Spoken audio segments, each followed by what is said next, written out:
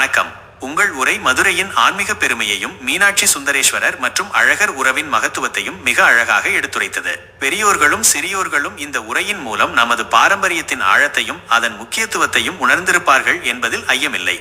நீங்கள் குறிப்பிட்டது போல மீனாட்சி திருக்கல்யாணமும் அழகர் வைகை ஆற்றில் இறங்கும் வைபவமும் வெறும் திருவிழாக்கள் மட்டுமல்ல.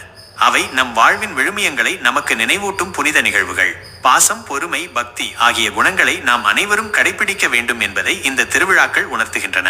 மேலும் சைவம், வைணவம் என்ற இரு பெரும் சமய பிரிவுகளுக்கு இடையே உள்ள ஒற்றுமையையும் ஒருவரையொருவர் மதிக்கும் பண்பையும் இந்த திருவிழாக்கள் பறைசாற்றுகின்றன.